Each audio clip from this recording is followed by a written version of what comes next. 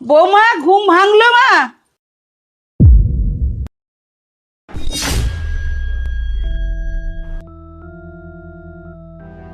আসলে মা, নরম বিছানায় আমার ঠিক ঘুম আসছিল না, তাই নিচে শুয়েছিলাম। আমি ভেবেছিলাম তুই অফিসে বেরিয়ে গেছিস। ঠিক আছে, তোরা রেডি হয়ে বাইরে আয়, আমি তোদের জন্য ব্রেকফাস্ট তৈরি করছি। হ্যাঁ মা, যাচ্ছি, আপনি যান। এই শোনো, সবার সামনে এরকম সিম্প্যাথি দেখাবে না, বুঝেছো? কি দরকার ছিল এতক্ষণ নিচে ঘুমানোর? সবাই ওঠার আগে তুমি তো উঠে পড়তে পারতে। বাড়ির সবার সামনে আমাকে ছোট করার ধান্দা, তাই না? না না, এটা আমি কখনোই করতে চাইনি। আসলে ঘুম ভাঙেনি তাই। এই যাও যাও, বেশি বিরক্ত করো না। যখন সকালে আরতির থালাটা নিয়ে ওদের রুমে ঢুকলাম, তখন দেখলাম বৌমা নিচে শুয়ে আছে। নিচে শুয়ে আছে মানে? এটা তুমি কি বলছো? মানে এটাই, ওদের দুজনের সম্পর্ক ঠিক নেই, সেই জন্য আলাদা আলাদা। এটা তুমি কি বলছো? সবেমাত্র বিয়ে হয়েছে, আর কিছু বলেছে তোমাকে? শুধু বলল যে নরম বিছানায় আমার ঘুম আসছে না, সেই জন্য আলাদা করে শুয়েছে। কিন্তু ব্যাপারটা আমার ঠিক লাগলো না। তুই তোর বৌদির সঙ্গে একবার কথা বলতো। ঠিক আছে, তুমি চিন্তা করো না, আমি বৌদির সাথে কথা বলবো। দাদা অফিসে চলে যাওয়ার পর আমি বৌদির সাথে কথা বলছি।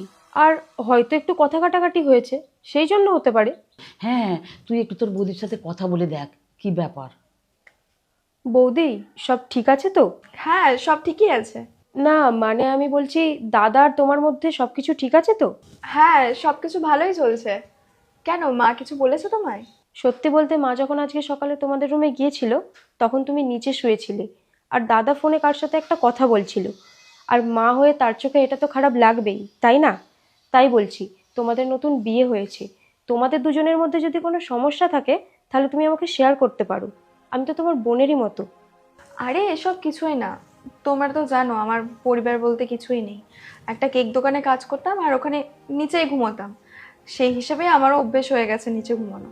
তার মানে বিয়ের দিন দুজনে একই বিছানায় না থেকে আলাদা?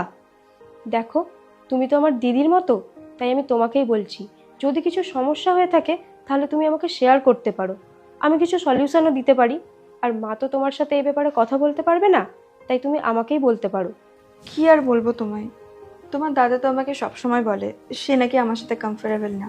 আমি ওনাকে অনেকবার জিজ্ঞাসা করার চেষ্টা করেছি, কিন্তু উনি আমাকে বলেছেন ওনার নাকি কোনো পাস্ট আছে, আর আমার মধ্যে নাকি তাকেই দেখতে পায়।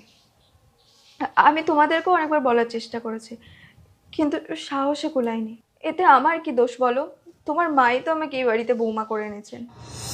এই নিন, আপনার 500 টাকা হয়েছে।